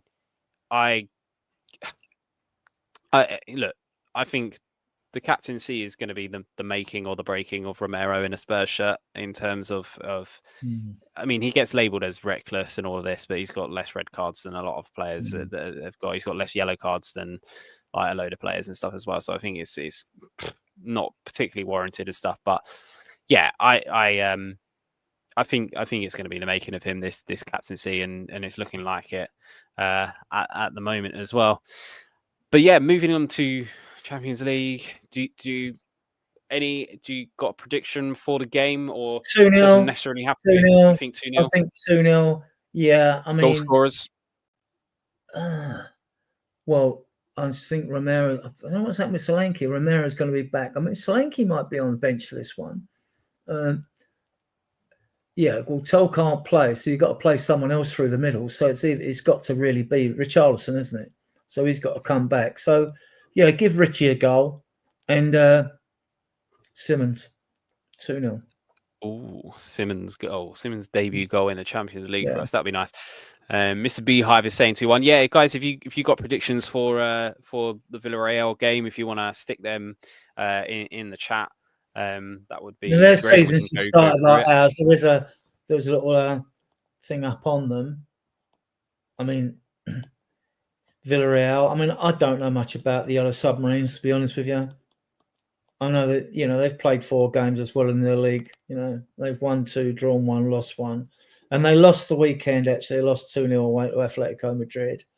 So I went and searched that out because I thought, I wonder what form they're in. It's nice to know. Although form 4 games into a season, you can't really judge on that. I mean, from history as well, I don't think Spanish teams travel too well to England. I don't think they often get apart from obviously like your Barcelonas and stuff like that. But I think the lower ones don't tend to travel too well.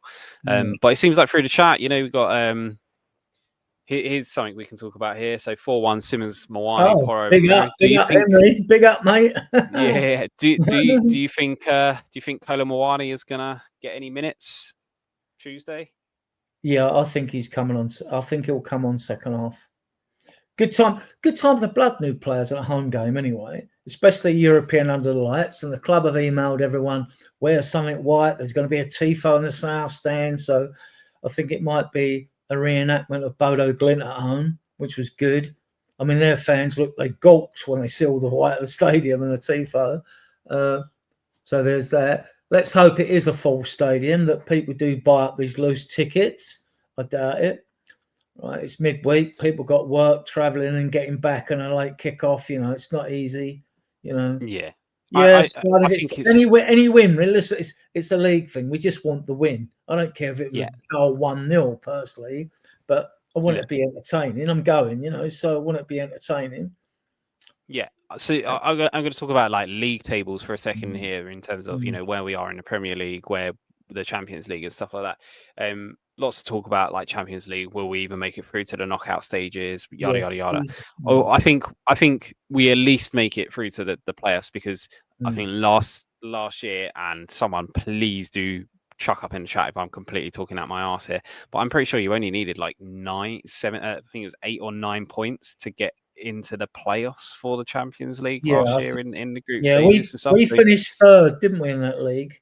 We finished third, but we'd have to finish 25th out of 36 teams not to qualify. That's not going to happen, right?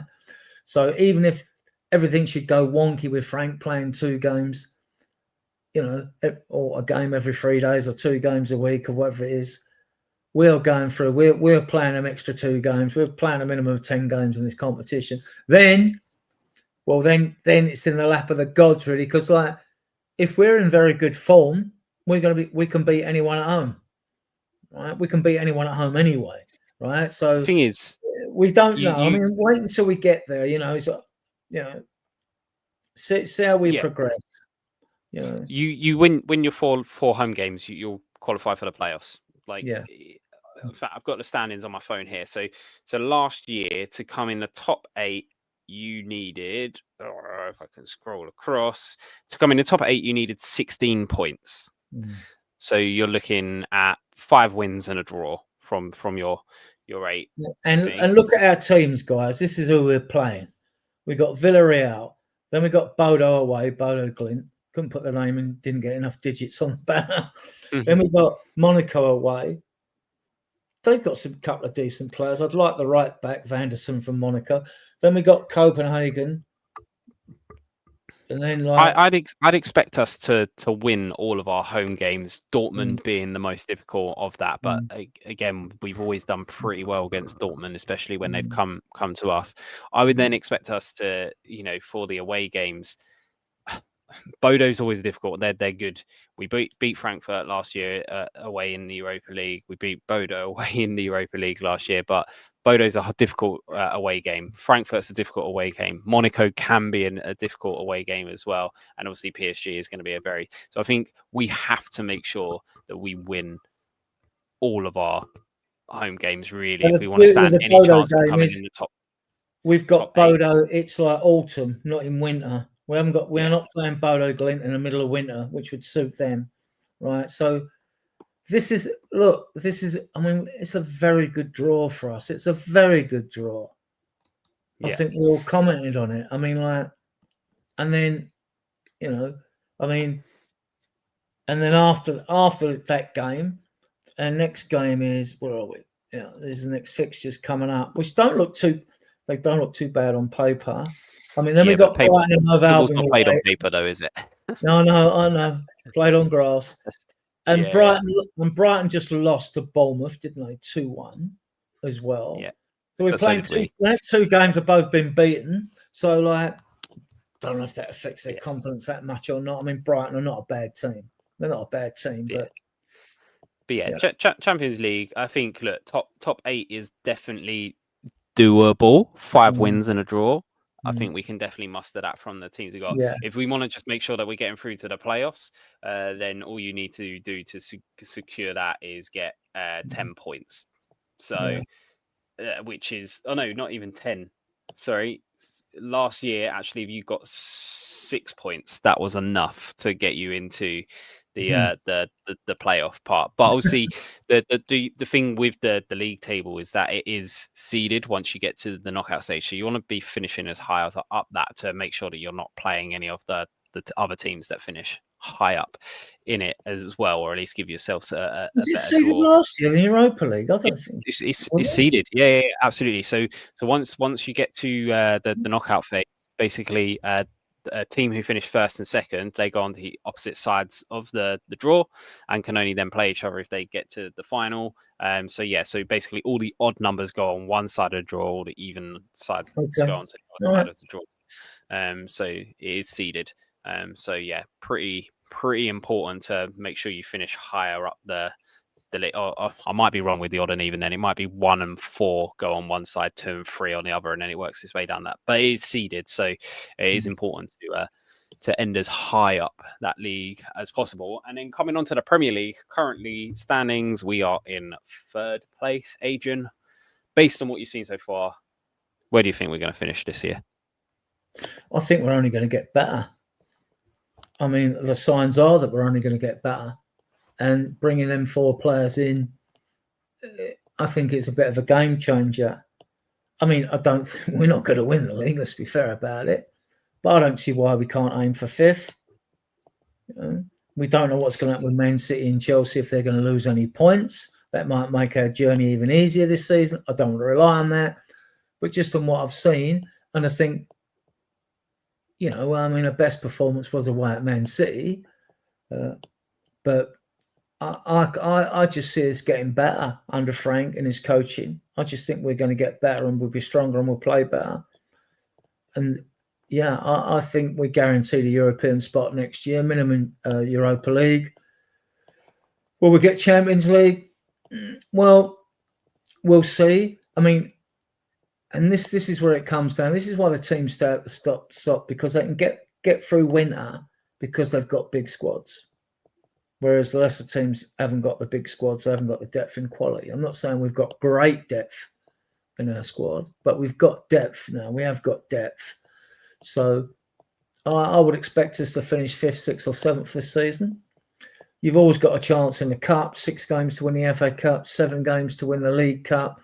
I think that 2-legged semi-final is approaching its death now, although I don't think that's going to last long, the way football is and the amount of games we play, but you never know, it might stay.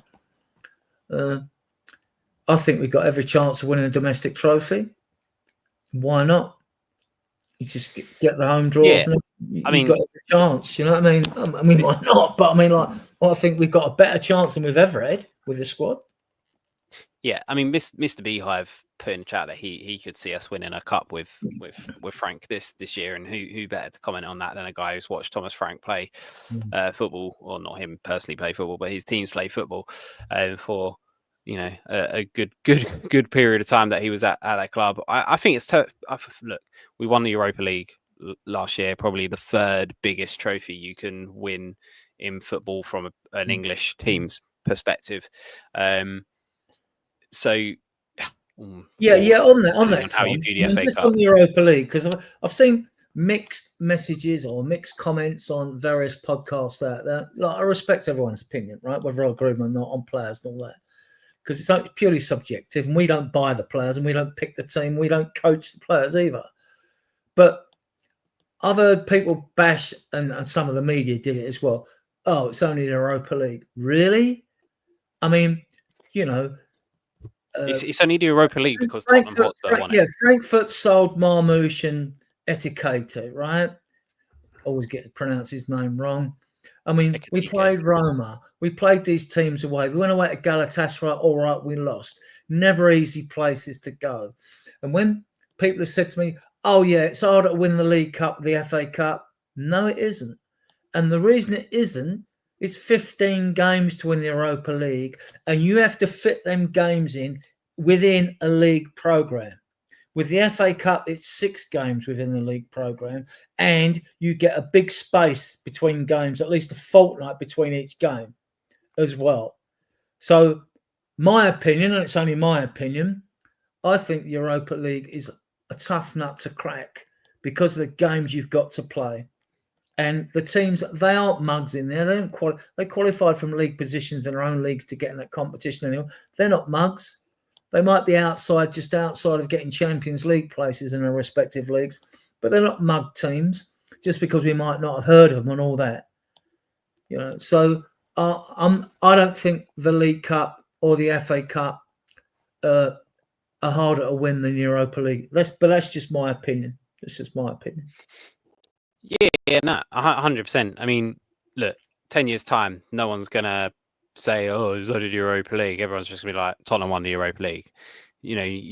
Very rarely do you ever remember the run of games that teams had up to there. But at the same time, we got bashed with, you had the easiest teams you possibly could have got on the thing. But yet all the teams that we beat to win the Europa League in a knockout stage are now playing in the Champions League, bar the one that we beat in the final in Man United. So it's, and in the League Cup or the FA Cup, all the top teams could knock themselves out, and you might meet the best team or one of the better teams in the final.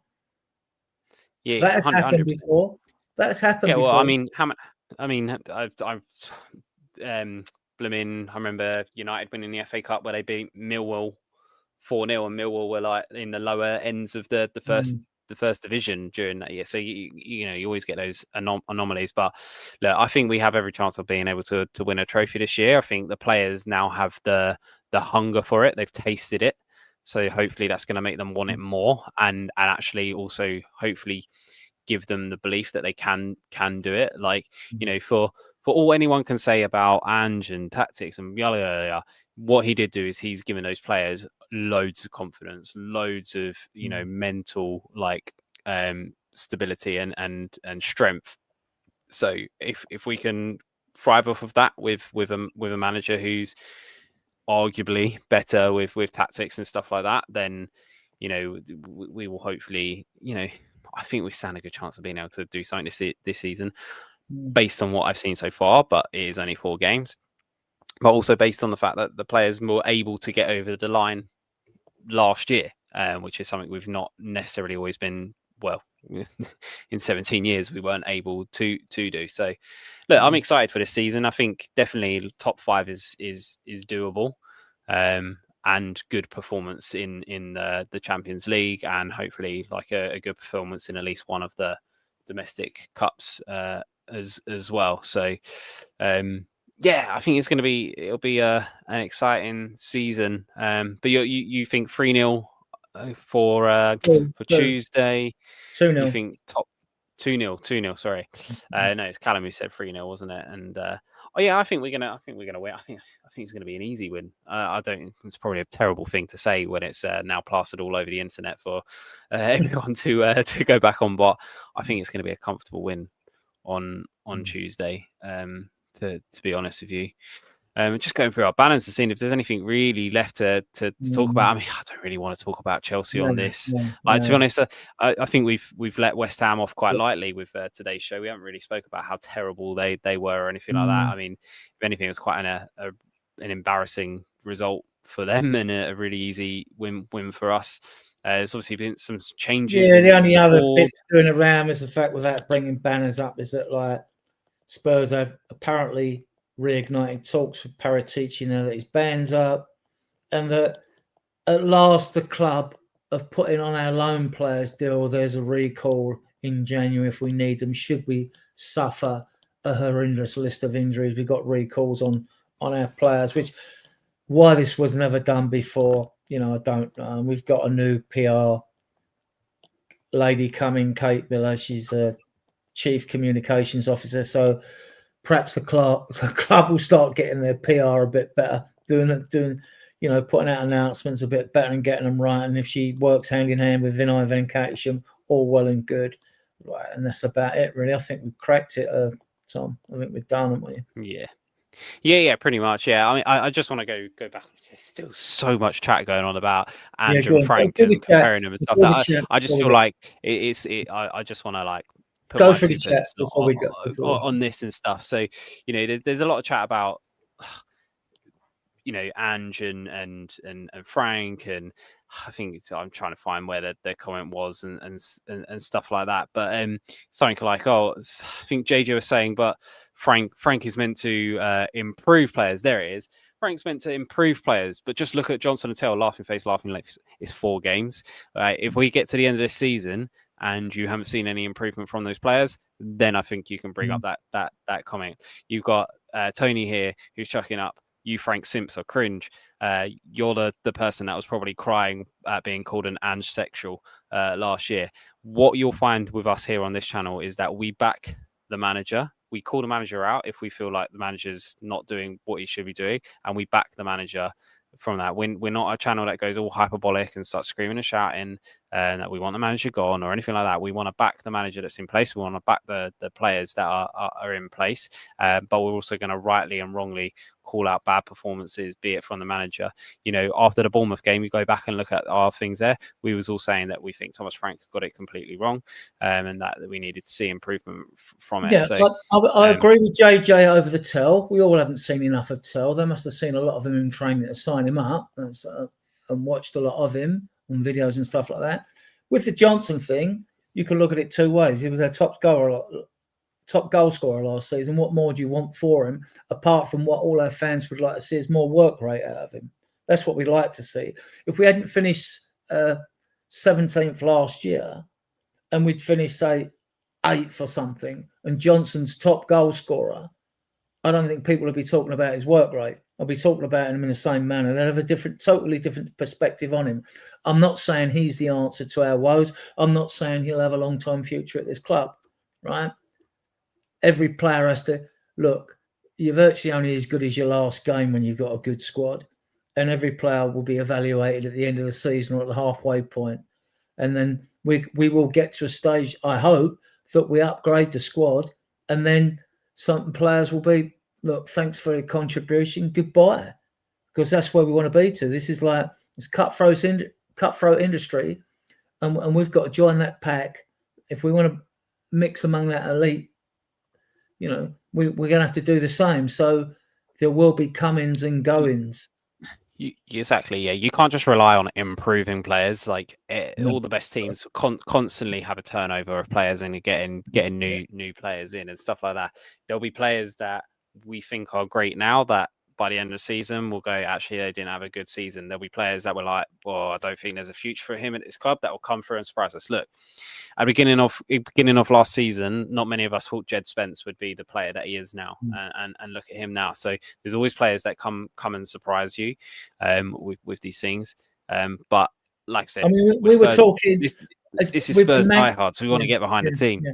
We've been magnetically attracted, like, to be as fan base in various podcasts, several podcasts of talking about first 11. Now we're beginning to see the signs of a bench, of a decent bench. We still need upgrades, but it's looking better. It's looking better than it's done for years, in my opinion. Back to Poch, basically, and even he didn't have a bench really. Yeah, 100%. Like, it's the squad is much better now, and as Mr. Beehive said, look, we don't forget, like, me and Adrian, we personally didn't want Ange sacked and stuff like that, like, because of what he had done in winning us the trophy and stuff like that.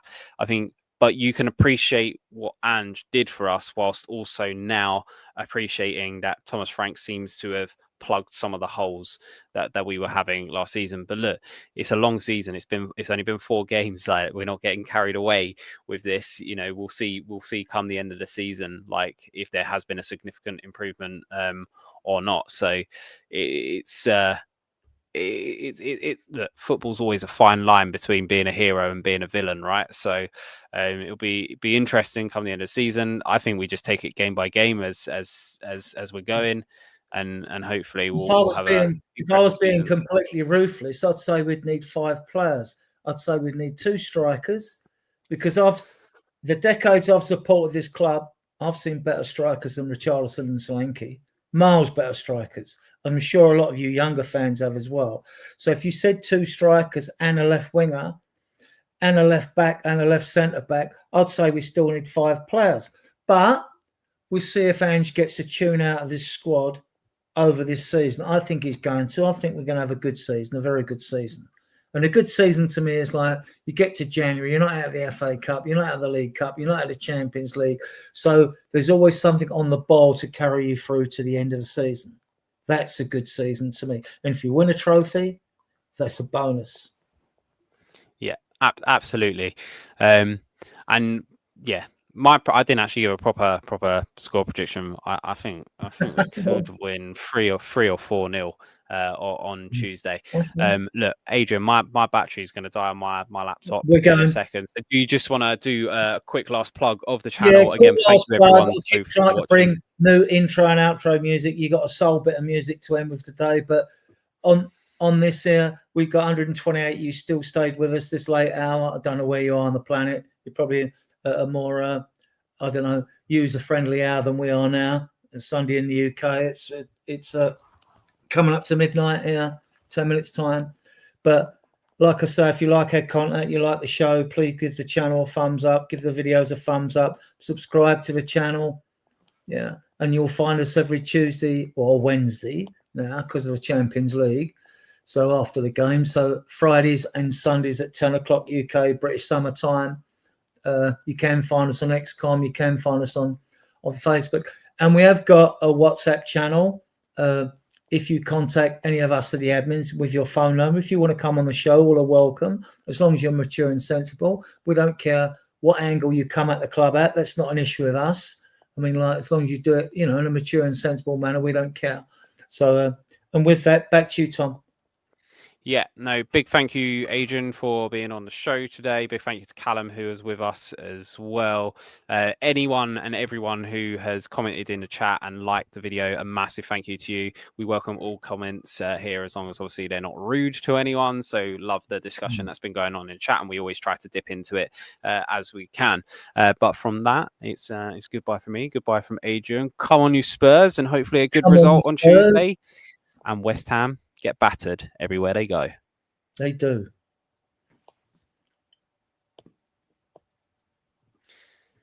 Right. In that stream. Cheers, Adrian. We are Tottenham till we die. We are Tottenham till we die. Spurs diehards, heart and soul. We are Tottenham till we die. We are Tottenham till we die. Spurs diehards, heart and soul.